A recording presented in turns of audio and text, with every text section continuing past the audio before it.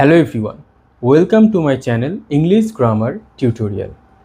তাহলে তোমরা যারা আমার ক্লাসে চাইল্ড ডেভেলপমেন্ট অ্যান্ড পেডাগজির ক্লাস শুরু করেছো, যে কমেন্টসগুলো আমি পাচ্ছি সেটা দেখে আমার সত্যি খুবই ভালো লাগছে যে তোমরা চাইল্ড ডেভেলপমেন্ট অ্যান্ড পেডাগজিটাকে খুব ভালো করে বুঝতে পারছো। তাহলে আগের দিন যেখানে আমরা শেষ করেছিলাম সেটা ছিল স্টেজেস অফ ডেভেলপমেন্ট। আমরা বলেছিলাম যে স্টেজেস অফ ডেভেলপমেন্টে সবথেকে মোস্ট তিনটে ডেভেলপমেন্টের স্টেজ আছে, যেটা সবথেকে ভাইটাল, পরীক্ষায় এখান থেকেই প্রশ্ন আসে। সেটা কি কি ছিল? এক ছিল infancy, early childhood, letter childhood, আরও একটা যেটা আমাদের পড়তে হবে সেটা সবথেকে গুরুত্বপূর্ণ, সেটা হচ্ছে অ্যাডোলেসেন্স। তাহলে এই চারটে মোটামুটি আমাদের পড়তে হবে। ক্লিয়ার? এই চারটে আমাদের পড়তে হয়। তিনটে মোস্ট ইম্পর্টেন্ট, সেটা হচ্ছে আর্লি চাইল্ডহুড, লেটার চাইল্ডহুডটাকে অনেক সময় আমরা একসাথে ধরি বিভিন্ন বইতে, কিন্তু এটাকে ব্রেক করে পড়াটাই ভালো। তাহলে এই চারটে স্টেজ থেকেই যাবতীয় প্রশ্ন আসবে। প্রিনাটাল আর অ্যাডাল্টহুড, এটা থেকে পরীক্ষায় প্রশ্ন আসার কোনো সম্ভাবনা নেই। ক্লিয়ার? এরপর তোমরা অনেকেই বলছো যে স্যার আপনি কিছু কোয়েশ্চেন করান। কোয়েশ্চেন আমরা অবশ্যই করব, কোয়েশ্চেন না করলে তো পড়াটা একদম কমপ্লিট হয় না। কোয়েশ্চেন আমরা অবশ্যই করব, কিন্তু চাইল্ড ডেভেলপমেন্ট অ্যান্ড পেডাগজি এটা এমনই একটা পার্ট, এটা হচ্ছে বোঝার পার্ট। অর্থাৎ কি, যদি আমি বুঝতে না পারি, আমি যতই চেষ্টা করি না কেন, পরীক্ষা হলে গিয়ে ঠিক আমি গুলিয়ে ফেলবো। তাই আমি তোমাদেরকে আগে থাকতে বলছি, ভালো করে টপিকটাকে বোঝো। তোমরা যা কমেন্ট করছো সেটা দেখে আমার আরও খুবই ভালো লাগছে যে না, আমাকে আরও ভালো করে তোমাদেরকে বোঝাতে হবে, আরও গল্পের ছলে বিভিন্ন বাস্তব উদাহরণ দিয়ে বোঝাতে হবে, যাতে তোমরা বাস্তবের সঙ্গে এই টপিকটাকে রিলেট করতে পারো। কারণ চাইল্ড ডেভেলপমেন্ট অ্যান্ড পেডাগজি বাস্তবের সঙ্গে রিলেট করেই পড়াতে হবে, কারণ তোমরা সবাই টিচার হতে যাবে, যেখানে ক্লাসরুম সিচুয়েশনটা খুব ভাইটাল। ক্লিয়ার? তাহলে স্টেজেস অফ ডেভেলপমেন্ট যা আমরা পড়ছিলাম, যারা তোমরা নতুন এই ক্লাসে এসছো, প্রথম আজকে ক্লাস দেখছো, তারা কিন্তু অবশ্যই সাবস্ক্রাইব করে প্লে লিস্টে চলে যাবে। প্লে লিস্টে সিডিপির আলাদা প্লে লিস্ট আছে, তোমরা কিন্তু পরপর আগের যে চারটে ক্লাস হয়ে গেছে সেটা কিন্তু দেখবে, না হলে কিন্তু তোমরা এই টপিকটাকে ভালো করে বুঝতে পারবে না। সিকোয়েন্সটা মেনটেন করতে হবে। ক্লিয়ার? আমি কিন্তু তোমাদের একটা সিকোয়েন্স অনুযায়ী পড়াচ্ছি। তাহলে যে রিয়েল এক্সাম্পল দিয়ে আমরা পড়ছি, যেটা তোমরা খুব উপভোগ করছো, তোমাদের কমেন্ট দেখেই আমি বুঝতে পারছি, স্টেজেস অফ ডেভেলপমেন্টে আজকে যে দুটো ডেভেলপমেন্টের পার্ট বা স্টেজ আমাদের বাকি ছিল, এক হচ্ছে লেটার চাইল্ডহুড 6 থেকে 12 বছর, আর এক হচ্ছে অ্যাডোলেসেন্স, যেটা আমাদের কি 12 থেকে 18 বছর।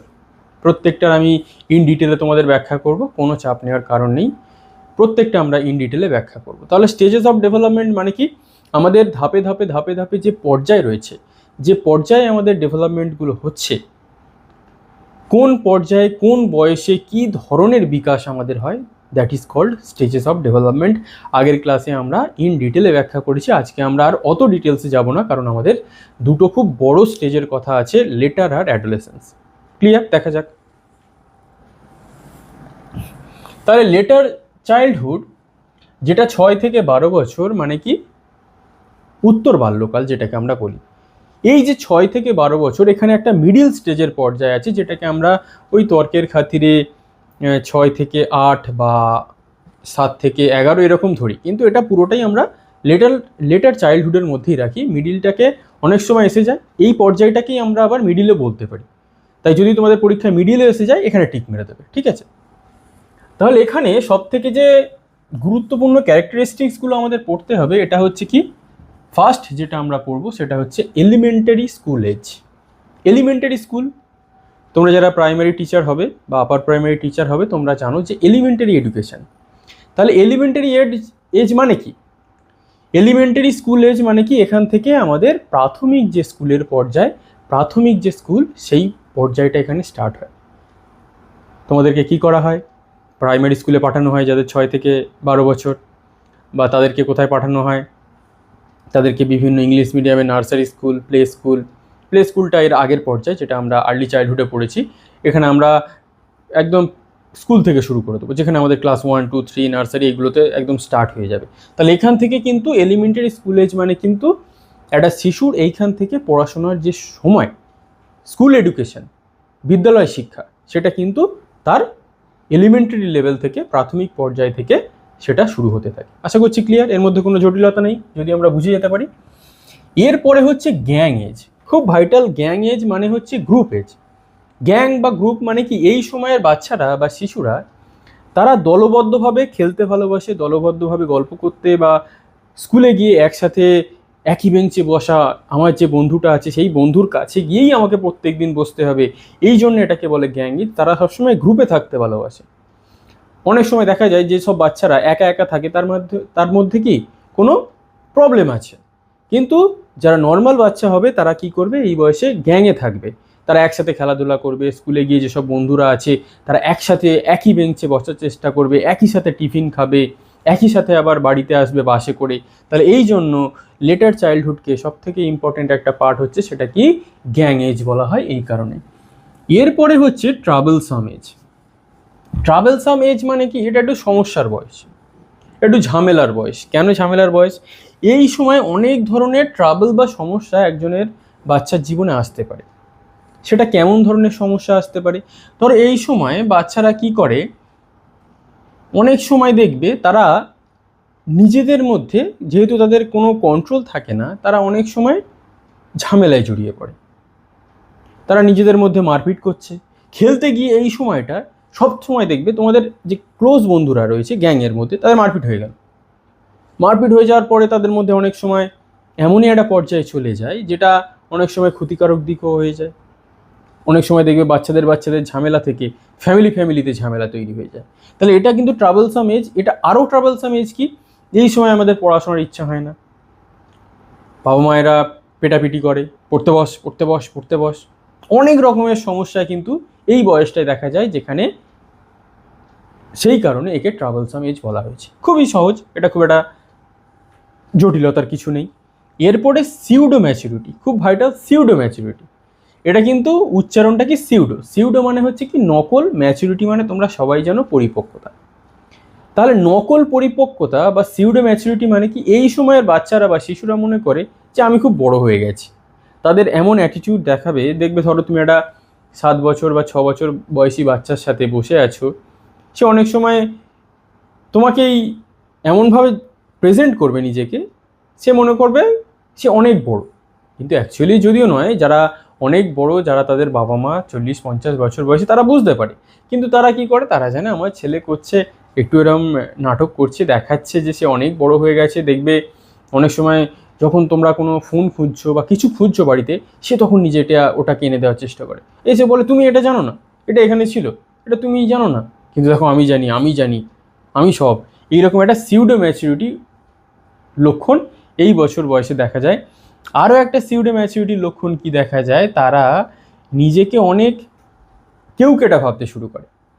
কেউকেটা মানে কি, তারা নিজেরা একটু সবার থেকে বেশি বোঝে। তারা মনে করে যে তারা তাদের বাবা মার থেকে বেশি বুঝে গেছে। ধরো এখন একটা দেখবে, যারা একটু টেকনোলজিটা আগেকার বাবা মায়েরা ভালো বোঝে না, তার যদি ছেলে বা মেয়ে 8 বা 9 বছরের হয়, সে যদি কোনো হোয়াটসঅ্যাপের ইনস্টল করে সেটাকে সেটিংস করে দেয়, বলবে এই জিনিস তোমরা জানো না, এই তোমাদের 50-60 বছর বয়স হয়ে গেছে। That is call pseudo maturity. Actually কিন্তু তার খুব একটা ম্যাচুরিটি আসেনি, সে দেখানোর চেষ্টা করে যে সে অনেক বড় হয়ে গেছে। ক্লিয়ার? এরপরে কি, ক্রিয়েটিভ পোটেন্সিয়াল। এটা খুবই ভালো, এটা ভালো দিক। ক্রিয়েটিভ পোটেন্সিয়াল মানে কি, তার সৃজনশীল দক্ষতা। এই বয়সী শিশুদের বা বাচ্চাদের মধ্যে কিন্তু ক্রিয়েটিভ পোটেন্সিয়াল খুব বেশি করে দেখা যায়। দেখবে কেউ গানেতে ভালো হয়, কেউ ড্রয়িংয়ে ভালো হয়, কেউ ডান্সে ভালো হয়, কেউ স্পোর্টসে ভালো হয়। বিভিন্ন যে ক্রিয়েটিভ পোটেন্সিয়াল আছে, সৃজনশীল যে দক্ষতাগুলো রয়েছে, এই বয়সী শিশুদের মধ্যে সবথেকে বেশি তার প্রবণতাটা দেখা যায়, যে তাদের ক্রিয়েটিভ পোটেন্সিয়াল তারা কোন দিকে যেতে চাইছে। এইটুখানি বয়সের মধ্যেই কিন্তু আমরা খুব একটা ভালো বুঝতে পারি যে তার টেন্ডেন্সি বা তার ন্যাক কোন দিকে। সে সায়েন্টিস্ট হতে পারে, সে ইঞ্জিনিয়ার হতে পারে, সে আর্টিস্ট হতে পারে, সে স্পোর্টস পার্সন হতে পারে। তার কিন্তু ক্রিয়েটিভ যে জিনিসগুলো, ওই বয়সী ছেলেমেয়েরা কিন্তু দেখবে তোমরা একটা প্রবণতা লক্ষ্য করবে যে যারা যেদিকে যেতে চায়, কেউ ধরো গান ভালো করছে, কিন্তু অন্য একজন আছে যে আবার নাচ ভালো করছে, এইগুলোই হচ্ছে তাদের ক্রিয়েটিভ পোটেন্সিয়াল বা সৃজনশীল দক্ষতা। তাহলে লেটার চাইল্ডহুডে যে ক্যারেক্টারিস্টিক্স বা ট্রেটস বা বৈশিষ্ট্যগুলো রয়েছে, এগুলোই।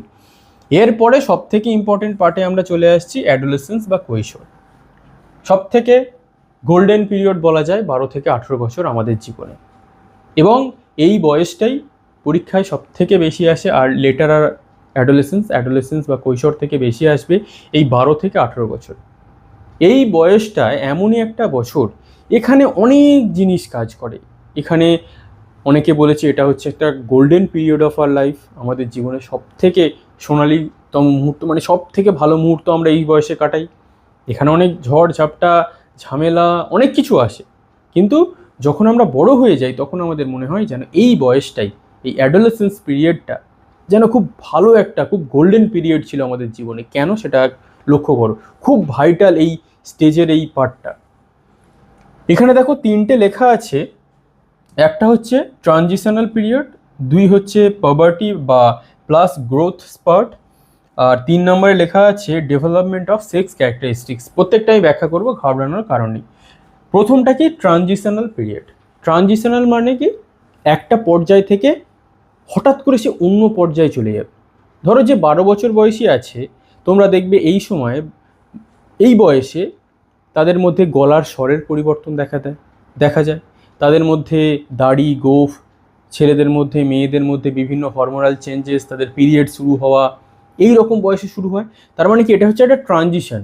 এই যে অ্যাডোলেসেন্স থেকে তোমরা অ্যাডাল্টহুডের দিকে যাচ্ছ, তাহলে এই যে ট্রানজিশন, এই যে তোমাদের পরিবর্তনটা ঘটছে, এটা হচ্ছে অ্যাডোলেসেন্স পিরিয়ডের সবথেকে গুরুত্বপূর্ণ একটা দিক। এখানে কিন্তু ট্রানজিশনালটা খুব ব্যাপকভাবে হবে। পরেরবার দেখবে পাবার্টি প্লাস গ্রোথ স্পার্ট। পাবার্টি মানে বয়ঃসন্ধি, বয়ঃসন্ধি মানে ওই জন্য আমি বললাম ছেলেদের ক্ষেত্রে বিভিন্ন প্রজননগত চেঞ্জেস হয়, যেমন গলার স্বরের পরিবর্তন হয়, দেখবে গলাটা একটু গম্ভীর হতে শুরু করেছে, গলাটা একটু ভারী হতে শুরু করেছে, তাদের দাড়ি গোঁফ উঠতে শুরু করেছে, তাদের মেয়েদের মধ্যে ম্যাচুরিটি আসতে শুরু করেছে, তাদের পিরিয়ডস হওয়া শুরু হয়েছে, দ্যাট ইজ কল্ড পাবার্টি, বয়ঃসন্ধি। আর গ্রোথ স্পার্ট মানে কি, গ্রোথ স্পার্ট মানে কি হঠাৎ করে তাদের একটা দেখবে উচ্চতার পরিবর্তন হয়। তাদের হয়তো 4 ফুট একটা তাদের 3 ফুট বা 3.5 ফুট এরকম একটা হাইট ছিল ওই 12 বছর বয়স পর্যন্ত, হঠাৎ করে দেখবে ওই রকম একটা বয়সে এসে, অ্যাডোলেসেন্স পিরিয়ডে এসে তাদের একটা হঠাৎ হাইটের একটা বড় জাম্প দেখা যায়, দ্যাট ইজ কল্ড এই গ্রোথ স্পার্ট। তাদের বৃদ্ধিটা, গ্রোথটা হঠাৎ করে অনেকটা হয়ে যায়। ক্লিয়ার? তাহলে গ্রোথ স্পার্ট এই টার্মটাকে ভালো করে তোমরা খাতায় নোট ডাউন করে রাখবে। গ্রোথ স্পার্ট আর পাবার্টি মানে হচ্ছে বয়ঃসন্ধি, আর এই গ্রোথ স্পার্ট এটা ইংলিশেই আসে। গ্রোথ স্পার্ট মানে হচ্ছে হঠাৎ বৃদ্ধি, অর্থাৎ তোমার হাইট বা ওয়েট দুটোকেই আমরা এখানে ধরতে পারি। বিশেষ করে এখানে আমরা হাইটটাকেই বেশি লক্ষ্য করতে পারি, যে হঠাৎ করে আমাদের হাইটের বেড়ে ওঠা। কেউ দেখবে ক্লাস 10 পর্যন্ত সে বাড়ছে না, কিন্তু হঠাৎ দেখবে 11 বা 12 এই বয়সে গিয়ে হঠাৎ করে তার একটা হাইটের জাম্প দেখা দিল, দ্যাট ইজ কল্ড গ্রোথ স্পার্ট। অনেকে কেউ রোগা আছে, হঠাৎ করে সে একটু মোটা মতো হয়ে গেল 11 বা 12 ওঠার পর, দ্যাট ইজ কল্ড গ্রোথ স্পার্ট। এরপরে কি আছে, ডেভেলপমেন্ট অফ সেক্স ক্যারেক্টারিস্টিক্স, অর্থাৎ তাদের ছেলে বা মেয়ে যেই হোক, তাদের লিঙ্গের বিভিন্ন রকম বা লিঙ্গগত বিভিন্ন রকম পরিবর্তন দেখা দেয়, যেটা আমরা ছেলেদের ক্ষেত্রে বা মেয়েদের ক্ষেত্রে এক্ষুনি আলোচনা করলাম, that is the same. Clear? এরপরে কি, অনেকগুলোই আছে কিন্তু এখানে ক্যারেক্টারিস্টিক্স, এগুলো কিন্তু সব থেকে ইম্পর্টেন্ট, এগুলোকে আমাদের মনে রাখতে হবে। আইডেন্টিটি ক্রাইসিস, এরিকসন বলে একটা মনোবিজ্ঞানী ছিল, সে বলে গেছে যে অ্যাডোলেসেন্স এই পিরিয়ডটা আইডেন্টিটি ক্রাইসিস। মানে কি, এখানে এই কৈশোর বয়সে ছেলেমেয়েরা সব থেকে বেশি আইডেন্টিটি ক্রাইসিসে ভোগে, মানে নিজের পরিচয় সমস্যা, এটাকে আমরা যদি বাংলা করি পরিচয় সমস্যা। যে আমি যদি সায়েন্স নিয়ে না পড়ি তাহলে পাড়ার লোক কী ভাববে, আমার বাবা আমাকে কী বলবে, মা আমাকে কী বলবে। আমি যদি আর্টস নিয়ে পড়ি সবাই আমাকে একটু কেমন একটা চোখে দেখবে। আমি যদি ওই জিনিসটা করতে না পারি, আমি যদি ভালো রেজাল্ট না করতে পারি, তাহলে সবাই আমাকে বকাবকি করবে। তাহলে আদৌ কে, হু এম আই, আমি কে?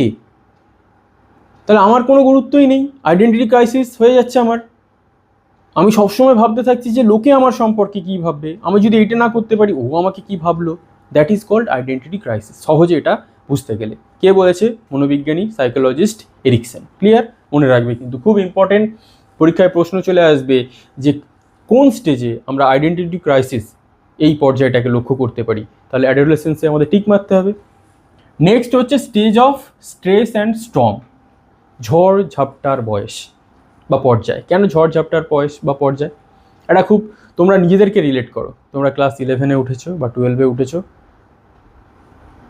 সবে কোয়েড স্কুল ছিল না, 11-12-এর পর কোয়েড স্কুল হয়ে গেছে, যেখানে ছেলে মেয়েরা একসাথে পড়ে।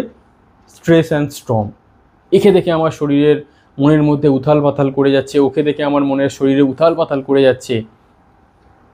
স্ট্রমটা কখন আসে, স্ট্রেস অ্যান্ড স্ট্রম কখন আসবে, যখন কোনোভাবে দেখব যে যাকে আমি খুব বেশি করে চাইছি সে যেন আমাকে না চেয়ে অন্য কাউকে চাইছে। এবং এই সময় কিন্তু অনেক স্ট্রেস অ্যান্ড স্ট্রমের ফলে, ঝড়ঝাপটার ফলে, এটা কিন্তু পরিবেশের ঝড়ঝাপটা নয়, আমাদের ইনার যে ঝড়ঝাপটা সেটার কথা বলা হয়েছে। স্ট্যানলি হল সাইকোলজিস্ট, যেটা আমরা পরবর্তীকালে পড়ব, লিখে রাখবে স্ট্যানলি হল বলেছেন। তাহলে এরপর আরও কি সমস্যা হতে পারে?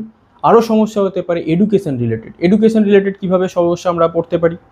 আমি খুব ইচ্ছা ছিল আমি ইঞ্জিনিয়ারিং পড়বো, আমার খুব ইচ্ছে ছিল আমি সায়েন্স নিয়ে পড়বো, কিন্তু এমনই একটা রেজাল্ট আমার হলো আমি দুটো কোনোটাতেই পার্সু করতে পারলাম না। তাহলে আমার মনের মধ্যে কি ঝড়ঝাপটা চলে যাচ্ছে, বয়ে যাচ্ছে যে ইস, আমি এত খাটলাম, এত কিছু করলাম, এত পড়াশোনা করলাম, জয়েন্ট ক্র্যাক করব, মেডিকেল ক্র্যাক করব, আমি কিছুই করতে পারলাম না। তাহলে এই যে পর্যায়টা, অ্যাডোলেসেন্স, খুব মারাত্মক একটা পর্যায়, যেখানে প্রচুর ধরনের পরিবর্তন হয়, প্রচুর ধরনের সাইকোলজিক্যাল, মেন্টাল, বিভিন্ন ধরনের পরিবর্তন কিন্তু এখানে আমরা লক্ষ্য করি, বিভিন্ন চাপ এখানে আমরা লক্ষ্য করি। ক্লিয়ার? নেক্সট, অ্যাডজাস্টমেন্ট প্রবলেম, খুবই বড় একটা সমস্যা, মানিয়ে নেওয়ার সমস্যা। অ্যাডজাস্টমেন্ট প্রবলেম, মানিয়ে নেওয়ার সমস্যা। কিভাবে মানিয়ে নেওয়ার সমস্যা? কিভাবে মানিয়ে নেওয়ার সমস্যা তোমরা একটু ভেবে দেখো, মানিয়ে নেওয়ার কিভাবে সমস্যা হতে পারে? মানিয়ে নেওয়ার সমস্যা এইভাবে হতে পারে, তোমার বাবা মায়ের সাথে বা তোমার বন্ধুর সাথে ঠিক একটা তোমার মতের মিল হচ্ছে না। কেন? তোমার বন্ধুরা বললো আমি শাহরুখ খানের ফ্যান, আমি শাহরুখ খানের সিনেমা দেখতে যাব, কিন্তু তুমি আবার মনে হলো না আমার ওইসব সিনেমা টিনেমা ভালো লাগে না, আমি ফুটবল ম্যাচ দেখতে যাবো, বিশ্বকাপ দেখবো। তাহলে তোমার বন্ধুদের সাথে তোমার অ্যাডজাস্টমেন্টের প্রবলেম হলো। হয়তো একদিন সিনেমা দেখতে গেলেও তুমি যেতে পারতে, কিন্তু ওই যে তুমি অ্যাডজাস্ট করতে পারলে না, যে বন্ধুরা বলছে ওদের সাথে একদিন চলেই যাই, পরের দিন না হয় ফুটবল বিশ্বকাপ দেখবো। এই যে তোমার একটা একগুঁয়ে মনোভাব যে না, আমার যখন ওকে ভালো লাগে না মানে আমি যাব না, তাহলে তোমার অ্যাডজাস্টমেন্ট প্রবলেম হলো। তোমার বাবা মায়েরা কোথাও তোমার সাথে, তোমরা কোনো একটা অনুষ্ঠান বাড়িতে যাচ্ছে, তোকে বললো যে চল আজকে আমাদের সাথে চল, তোমার কি হলো, তোমার মনে হলো যে না, আমার তো বাবা মায়ের সাথে গেলে ঠিক ভালো লাগে না, আমার তো বন্ধুদের সাথে গেলে ভালো হয়। অথচ একদিন গেলেও কিন্তু খুব একটা যায় আসতো না, তোমার বাবা মায়েরও তোমার ভালো লাগতো যে না আমাদের ছেলে বা মেয়ে আমাদের সাথে গেছে, কিন্তু ওই যে তুমি অ্যাডজাস্ট করতে পারলে না। অনেক সময় আমাদের লাভ অ্যাফেয়ারের ক্ষেত্র হয়, যখন আমরা দুজনের সাথে সম্পর্কে আবদ্ধ থাকি, আমার একটা কিছু ভালো লাগলো, ওর একটা সেটা ভালো লাগলো না, এই থেকে ব্রেকআপ থেকে সব থেকে মারাত্মক পর্যায়ে যেটা অ্যাডোলেসেন্সে হয় সেটা কি? সুসাইড। তাহলে এটা কেন আসে? এই অ্যাডজাস্টমেন্ট প্রবলেম থেকে। একটু যদি আমরা অ্যাডজাস্ট করে নিতে পারি, কিন্তু এই বয়সটা এমন, যখন তুমি 35 বা 40 বছর বয়সে যাবে তখন মনে হবে যে না, অ্যাডজাস্ট করলেই ভালো হতো। কিন্তু এই বয়সটা ব্রেনের ভিতরে এত কেমিক্যাল চেঞ্জেস, নিউরনের পরিবর্তন হতে থাকে, আমাদের কোনো দিনই অ্যাডজাস্ট করতে দেবে না। সেই জন্যই এই বয়সেই সুসাইডটা বেশি হয়। ক্লিয়ার? নেক্সট, এরপরে কি? Stage of আনরিয়ালিজম। আনরিয়ালিজম মানে কি? অবাস্তবতা। মনে হয় আমি ভারতের প্রধানমন্ত্রী, কখনো কখনো আমাকে মনে হয় এমনভাবে আমি চালচলন নিয়ে যাই, হাতে অ্যাপেলের আইফোন, মনে হয় যেন আমি আম্বানি যাচ্ছে, চোখে রেব্যানের সানগ্লাস, মনে হচ্ছে যেন শাহরুখ খান যাচ্ছে, কি পিঠে দামি ব্যাগ, দামি জুতো। আরে আমি কে? আমি তো বহুত বড়, কিন্তু আমার পকেটে কিচ্ছু নেই। আমার ভবিষ্যতে আমি কি করব তারও আমার জ্ঞান নেই। তোমরা দেখবে যে এই বয়সী ছেলেমেয়েরা যারা একটু এই কলেজে উঠেছে, 12 পড়ছে, তাদের একটা কেউকেটা ভাব থাকে, তারা বিভিন্ন শো অফ করতে ভালোবাসে যে কোনো জিনিস। তারা গাড়ির, কোনো একটা গাড়ি তাদের নিজের নয়, মার্সিডিস বা বিএমডাব্লিউ, সেখানে দাঁড়িয়ে ছবি দিচ্ছে। আরে ভাই, ফেসবুকে কমেন্ট আসছে, ওরে বাবা বিশাল ব্যাপার, কী রে, এইসব কমেন্ট আসছে, এবং তারাও এটা ফুলে পাম্প হচ্ছে, তারা আবার এইসব করছে। তাহলে এই সময় এটা কি? Stage of unrealism. তারা অবাস্তব জগতে বসবাস করতে ভালোবাসে, বাস্তবের সাথে মাটিতে তাদের পা পড়ে না। তাহলে কেন পড়ে না? এই যে clear, show off. Next, emotional instability. Emotional instability মানে কি? মানসিক ভারসাম্যহীনতা। কীরকমভাবে ইমোশনকে তারা কন্ট্রোল করতে পারে না? ওই যে সবথেকে ভালো উদাহরণ আমরা বলতে পারবো সুসাইড। ইমোশনাল ইনস্টেবিলিটি, একজন আরেকজনকে ভালোবাসছে, কিন্তু কোনোভাবে মনোমালিন্য হলো, বা একটা সময় দেখা গেল যে দুজনের সম্পর্ক ছিন্ন হয়ে গেছে, একজন কী করলো? সুসাইড করলো। Emotional instability. এই সময় মস্তিষ্ক আমাদের কাজ করে না। আরও একটা কি? বাবা মায়ের সাথে তুমুল ঝগড়া, হয়তো কোনো একটা সময় ছেলে গেম খেলছে, বাবা মা উচ্ছন্ন করে দিল তাকে, এই সেই তাই বলল, ছেলেটা কী ভাবলো বা মেয়েটা কী ভাবলো, ইস আমার সম্বন্ধে এইসব বললো, আমি তাদের সন্তান, তারা আমাকে ভালোবাসবে না, তারা আমার সম্বন্ধে এইসব বলতে পারলো, এত বকাবকি করলো, তোর এই জীবন রাখবই না। Emotional instability. তাহলে এই সময়টা কিন্তু মারাত্মক সময়, এই পয়েন্টসগুলো মারাত্মক পয়েন্ট, প্রত্যেকটাই ইম্পর্টেন্ট, ভালো করে জেনে রাখতে হবে কিন্তু। এরপরে কি ফিলিং অফ রিভোল্ট বা leadership quality. Feeling of revolt মানে কি বিদ্রোহ, আর নেতৃত্ব দেওয়ার ক্ষমতা, দুটো আমরা একসাথে কেন পড়বো, কারণ এই বয়সেই দেখবে প্রতিবাদের স্বর এই বয়স থেকেই জন্ম নেয়। যখন কিন্তু 40-50 হয়ে যায় তারা কিন্তু একটু মানে কি বলো, তাদের ম্যাচুরিটি অনেকটা হয়ে যায়, তারা খুব চালাক হয়ে যায়, কিন্তু এই সময় সঠিক প্রতিবাদটা তারা করতে পারে। এখন তোমরা যেমন দেখছো যে রাজনৈতিক পদ যখন পরিবর্তন হয় তারা ধান্দাবাজি করার জন্য এখানে ওখানে সেখানে যেতে থাকে, কিন্তু এই বয়সটা এমন, এখানে কিন্তু মাথার ভিতরে যেটা ঢুকবে সেইটাকে নিয়েই তারা রিভোল্ট করবে, প্রতিবাদ করবে। তারা অনেক সময় কলেজে ভোটে দাঁড়াবে, কলেজের নেতা হবে, তারপর থেকে ধাপে ধাপে কিন্তু তারা বড় নেতার পর্যায়ে যাবে। অনেক সময় তোমরা ভগৎ সিংয়ের কথা শুনেছো, ক্ষুদিরামের কথা শুনেছো। কেন? তাদের সময় ফিলিং অফ রিভোল্ট হয়েছিল, তাদের ইংরেজদের সময় তাদের মধ্যে একটা জেদ জেগেছিল যে না, আমাদের ইংরেজকে তাড়াতেই হবে। এই সময় কিন্তু ফিলিং অফ রিভোল্ট বা লিডারশিপ কোয়ালিটিটা দারুণভাবে দেখা যায়। তারা বিভিন্ন কলেজে বিভিন্ন রাজনৈতিক সংগঠনের সঙ্গে জড়িয়ে পড়ে এবং তাদের যে মতাদর্শ সেটাকে এগিয়ে নিয়ে যাওয়ার চেষ্টা করে। তারা যেটাই মতাদর্শে বিশ্বাস করুক না কেন, সে ডানপন্থী, বামপন্থী, মধ্যপন্থী যাই হোক না কেন। ক্লিয়ার? এরপরে কি ভোকেশনাল অ্যাংজাইটি। ভোকেশনাল মানে কি জীবিকাগত উদ্বেগ। মানে কি এই সময়ে আমাদের মধ্যে দেখা যায় যে আমি জীবনে বড় হয়ে করবোটা কি, that is called vocational anxiety. আমি জীবনে কি করব? আমি ব্যবসা করব, আমি সায়েন্স পড়বো, আমি কমার্স পড়বো, আমি ডাক্তার হব, ইঞ্জিনিয়ার হব, আমি কি করতে চাইছি, that is called vocational anxiety. জীবিকাগত উদ্বেগ। এই সময় মাথার মধ্যে আমাদের বিভিন্ন রকমের এইসব চিন্তা কাজ করতেই থাকে। এর মধ্যে আর ওইটুকু নেই, আর কিছু বোঝার নেই, এইটুকু। এরপরে কি হিরো ওয়ারশিপ। একটু আগে আমরা আলোচনা করছিলাম যে আমি শাহরুখ খানের মতো, সালমান খানের মতো চশমা পরেছি, আমি হাতে অ্যাপেলের দামি আইফোন, দামি জামা, দামি জুতো, যেন মনে হচ্ছে আম্বানি যাচ্ছে। কিন্তু হিরো ওয়ারশিপ মানে কি, আমি একজনকে আমার আইডল করে নিলাম, যে আমাকে শাহরুখ খান আমার আইডল, সচিন তেন্ডুলকর আমার আইডল, সৌরভ গাঙ্গুলি আমার আইডল। এদের সম্বন্ধে যদি কেউ উল্টোপাল্টা কথা বলে আমি তাকে বুঝে নেবো, দেখে নেবো, এবং এরা যা যা করেছে সেইটাই আমার ধ্যান জ্ঞান। যারা দেখবে বড় বড় ক্রিকেটার হয় তারা বলে আমাদের আইডল সচিন তেন্ডুলকর, যারা অভিনয় জগতে যায় তাদেরকে বলে আমরা শাহরুখ খান। তাহলে কি, যে যেখানে যায় তার একটা করে হিরো থাকে, সেই হিরোকে সে পুজো করে, এবং এই বয়স থেকেই সেই পুজোটা সব থেকে বেশি স্টার্ট হয়। তোমরা দেখবে যখন কোনো নতুন মুভি আসে, সিনেমা হলের বাইরে কলেজ স্টুডেন্টরা কী করে, যে হিরো বা হিরোইন যাকেই তাদের বেশি ভালো লাগে, বিশেষ করে এখানে হিরোদেরকে পুজো করা হয় বেশি, তাদের গলায় মালা, ফুল, চন্দন, অনেক কিছু তারা হাবি জাবি করতে থাকে। কেন? এই বয়সে adolescence, hero worship. Clear? Next, adolescent egocentrism. কৈশোরে আত্মকেন্দ্রিকতা। কিভাবে আত্মকেন্দ্রিকতা তাদের মধ্যে কিভাবে জন্মায়? ওই আমরা এক্ষুনি বলেছিলাম ইমোশনাল ইনস্টেবিলিটি। তাদেরকে কিছু একটু বললেই তাদের যেন সেন্টিমেন্টে লেগে যায়, তারা মনে হয় ইস আমাকে এরকম বলল। অনেক সময় তোমরা দেখবে যে একটা স্কুলে স্যার পড়াচ্ছে, কিছু বাচ্চারা বা কিছু স্টুডেন্টরা তারা একটু ডিস্টার্ব করছে, একটা স্যার গিয়ে দিল একটা কষিয়ে চড়, তার পরের দিন শোনা গেল স্যারের হাত পা ভাঙা অবস্থায় স্যারকে রাস্তার ধারে পাওয়া গেছে। কেন পাওয়া গেছে? অ্যাডোলেসেন্ট ইগোসেন্ট্রিজম। তাদের যে আত্মকেন্দ্রিকতা, অহংবোধ, যে একটা স্যার হয়ে আমাকে চড় মারলো অতজনের সামনে, দেখ স্যারকে কী করি, দেখ ম্যাডামকে কী করি। তাহলে এই সমস্যাটা কিন্তু এই বয়সেই দেখা যায়। ওই জন্য তোমরা দেখবে অনেক সময় মাস্টাররা পেটন খেয়েছে, ম্যাডামরা পেটন খেয়েছে। কেন? কারণ এই সময়টা বাজে সময়, তারা মেন্টালি তাদের কি ইমোশনাল ইনস্টেবিলিটি, তাদের ইমোশনের উপর তাদের কন্ট্রোল নেই। কিন্তু পরবর্তীকালে যখন তারা 50 বছর হবে, তার ছেলে মেয়েরা স্কুলে পড়বে, তারা ভাববে ইস কী ভুলটাই না আমরা করেছিলাম। কিন্তু এই বয়সে সেটা কখনোই সম্ভব নয়, কারণ আমাদের ইমোশন এমনভাবেই তৈরি। Next, golden period of life.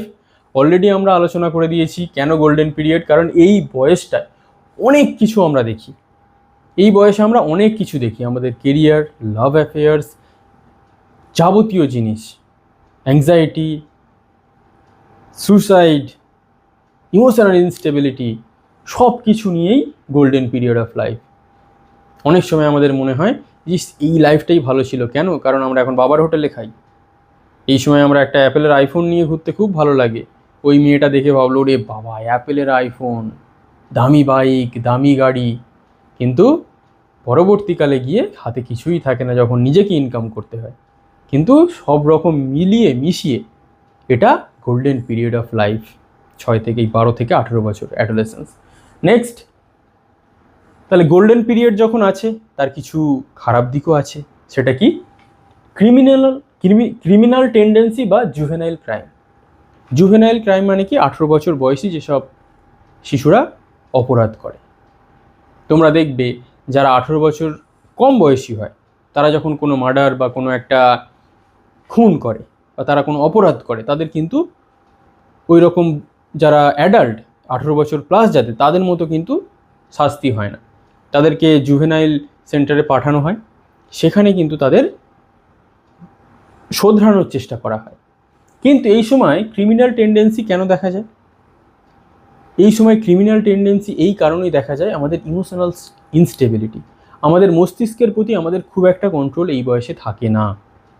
আমরা চেষ্টা করলেও আমাদের মস্তিষ্কটা এমনভাবে এই বয়সে আমাদের বিভিন্ন হরমোনাল চেঞ্জেসগুলো হতে থাকে, আমাদের মস্তিষ্ককে স্টেবল হতে দেয় না, স্থির হতে দেয় না। সেই জন্য অনেক সময় ক্রিমিনাল টেন্ডেন্সি দেখা যায়। দেখবে যখন, এটা হয়তো একটা বিতর্কিত বিষয়, যখন ব্রিটিশরা ছিল তখন কিন্তু তারা ক্ষুদিরামকে ফাঁসি দিয়েছিল। তার বয়সও কিন্তু এরকম 12-14 এরকম বয়স ছিল। কেন ফাঁসি দিয়েছিল? কারণ তখন ওরা আমাদের দেশে রাজত্ব করতো। ওদের মনে হয়েছিল ক্ষুদিরাম কি? ক্ষুদিরাম একটা টেরোরিস্ট, ও এত কম বয়সী হলে আমাদের বোমা মারলো, খুন করলো, ওকে ফাঁসি দাও। কিন্তু সেই ক্ষুদিরামকে আমরা স্বাধীনতার পরে কি করলাম? ক্ষুদিরামকে বা ভগৎ সিং যদি অনেক বয়সে বড়, ওটাকে জুভিনাইলের সঙ্গে আসবে না, ক্ষুদিরামটা আসবে। তাহলে ক্ষুদিরামকে আমরা এখন স্বাধীনতা সংগ্রামী বলি, তাদেরকে আমরা স্বাধীনতা সংগ্রামী বলি। কিন্তু ব্রিটিশরা তাকে কি বলতো? ব্রিটিশরা তাকে দেশদ্রোহী বলতো, টেরোরিস্ট বলতো। তাহলে কেন? আরও আমরা সহজে যদি বুঝতে চাই, তোমরা দেখবে অনেক সময় কোনো একটা স্কুলে যদি বন্ধুর সঙ্গে কোনো ঝামেলা হয়, অনেক সময় দেখবে একটা বন্ধু আর একটা বন্ধুকে মার্ডার করে দিয়েছে। কেন? এই ক্রিমিনাল টেন্ডেন্সি। কোনো সেই বন্ধুটার অপরাধী ছিল না, হয়তো সামান্য একটা ইস্যু নিয়ে ঝগড়াঝাটি হয়েছে, যেটা একদম নর্মাল বিষয়, কিন্তু আমাদের ইমোশনাল ইনস্টেবিলিটি, মস্তিষ্কের উপরে কর্তৃত্বটা এতটাই কম থাকে যে ওইটুকু ঝামেলাও আমি নিতে পারি না। আমার মনে হয় যে যতক্ষণ না পর্যন্ত আমি ওকে খুন করবো ততক্ষণ পর্যন্ত আমার মাথা স্থির হবে না। That is called emotional instability, যেটার সাথে যুক্ত কি? ক্রিমিনাল টেন্ডেন্সিটাও যুক্ত। কারণ কি? খুনটা কেন করবো? খুন এই কারণেই করবো যদি আমি সেটাকে কন্ট্রোল করতে না পারি, যদি আমার মাথা ঠিক না থাকে। ক্লিয়ার? তাহলে এই ছিল আমাদের adolescent, golden period of life. ঝামেলা আছে, ঝাপটা আছে, আইডেন্টিটি ক্রাইসিস আছে, প্রচুর রকমের যাবতীয় জিনিসপত্র নিয়ে এটা কাজ করে কিন্তু। তাহলে আজকে আমরা স্টেজেস অফ ডেভেলপমেন্ট কমপ্লিট করলাম। অ্যাডাল্টহুড পড়ার কোনো কারণ নেই, ওখান থেকে পরীক্ষায় একটাও প্রশ্ন আসবে না। তাহলে আমরা আজকে পড়লাম লেটার চাইল্ডহুড, মোস্ট ইম্পর্টেন্ট, আরও ইম্পর্টেন্ট অ্যাডোলেসেন্স। তাহলে এখান থেকেই পরীক্ষায় প্রশ্ন আসবে, এই পয়েন্টস থেকেই প্রশ্ন আসবে। তোমাদের কিন্তু কোন স্টেজে কি ঘটছে সেটাকে কিন্তু ভালো করে মনে রাখতে হবে। যদি তোমরা মনে রাখতে না পারো তাহলে কিন্তু পরীক্ষা হলে গিয়ে উত্তর আর করতে পারবে না। তাহলে তোমরা বলবে এই যে আমি একটু মজার ছলে এগুলো বিভিন্ন রকমের উদাহরণ দিয়ে তোমাদের যেগুলোকে বোঝানোর চেষ্টা করলাম, এগুলো কিন্তু যদি আমরা মজার ছলে এক্সাম্পল না দিই, যদি আমরা রিলেট না করি বাস্তবের সঙ্গে, তাহলে আমাদের খুব একটা একঘেয়ে লাগবে চাইল্ড সাইকোলজিটা। তাহলে একটুকু আমাদের মশলাদার করতে হবে, একটু স্পাইসি করতে হবে, যাতে আমাদের পড়তেও ভালো লাগে, একটু আমরা মজাও পাই। কারণ কি? মজার ছলে যে জিনিসটা আমরা পড়বো সেই জিনিসটা আমাদের অনেক দিন মনে থাকবে। তাহলে কেমন লাগলো কিন্তু এই এক্সাম্পলগুলো, সেগুলোও তোমরা অবশ্যই আমাকে জানাবে, ক্লিয়ার কমেন্ট করে অবশ্যই জানাবে। তাহলে আজ এই পর্যন্তই, পরের ক্লাসে হয়তো আমরা প্রিন্সিপাল অফ ডেভেলপমেন্ট সেটা স্টার্ট করব। তাহলে আজ এই পর্যন্তই। Thank you for watching.